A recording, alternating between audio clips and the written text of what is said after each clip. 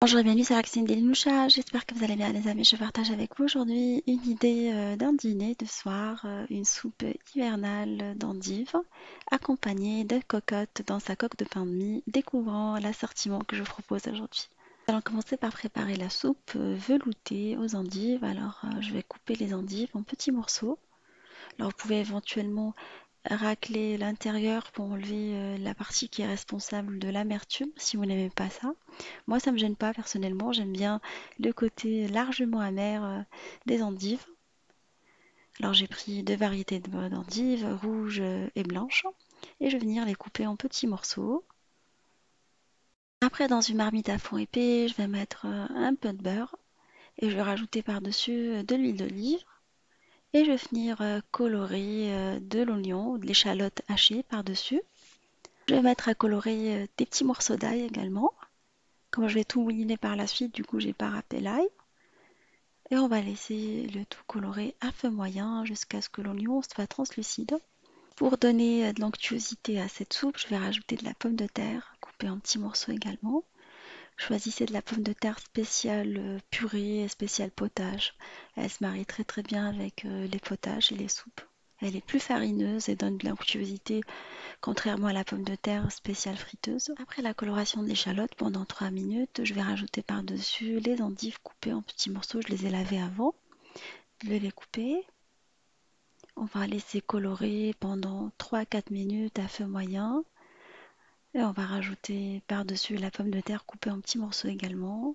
On laisse colorer 2 petites minutes et on va arroser par la suite avec du bouillon de poulet, du bouillon de légumes, salé et poivré au goût. Sinon, vous pouvez mettre tout simplement de l'eau, hein. Si vous n'avez pas envie de mettre du bouillon, mais je préfère avec du bouillon de légumes.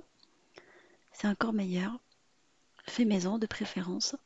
Et on va laisser le tout cuire à feu moyen pendant une petite vingtaine de minutes, 20 à 25 minutes, à feu moyen, à couvert.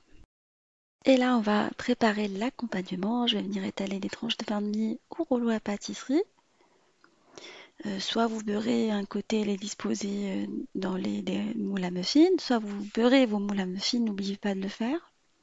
La face beurrée, il faut la mettre côté moule, c'est beaucoup plus facile que de beurrer les moules. Et on va venir disposer des tranches de bacon à l'intérieur du moule.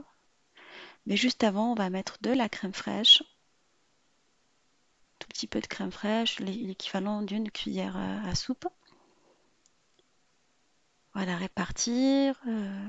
Et voilà, vous choisissez du bacon, de dinde ou autre. Chacun y fait selon ses préférences, ses croyances, les questions de bacon de quoi et par quoi est-ce que ton bacon est halal ou pas, ça vous regarde pas. Ça, c'est des choses personnelles que je ne souhaite pas débattre dans la chaîne. Après, chacun fait en fonction de ses convictions, de ses choix, de ses... Voilà. Parce que j'en ai un tout petit peu ras-le-bol de répondre à certaines questions indiscrètes par rapport à ça. Maintenant, grâce à Internet, on peut faire des recherches, on peut faire plein de choses. Du bacon de dinde, ça existe. Du bacon même vegan, ça existe en fait. Voilà, c'était la petite parenthèse.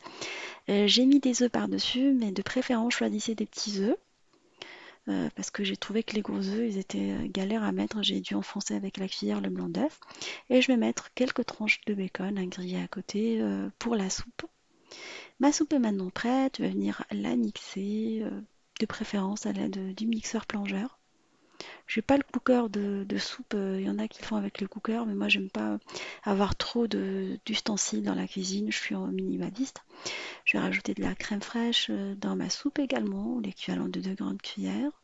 Pour lui donner de l'onctuosité, pouvez mettre du fromage frais, hein, style Saint-Mauré dedans, ça se marie bien aussi hein, pour les personnes qui souhaitent faire attention à leur ligne, allégé en sel et en matière grasse. Et voilà, une fois qu'elle obtient une bonne consistance, vous la mettez sur le feu, la réchauffez un tout petit peu de 3 petites minutes. Là, j'ai servi la soupe dans des bols. Je vais venir couper un peu de ciboulette par-dessus. J'aime bien, ça apporte de la fraîcheur aux soupes en fait. Je la laisse vraiment à la fin. La ciboulette fraîche de préférence. Et on va venir par la suite mettre quelques tranches de bacon grillé. Vous pouvez râper un peu de fromage aussi hein, par-dessus pour une version beaucoup plus gourmande. Moi, j'avais du bon fromage que j'ai mis par-dessus également.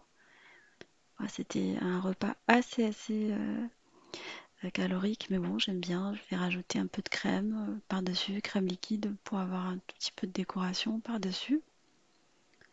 Et voilà, je vais sortir du four le pain de mie aux œufs en fait.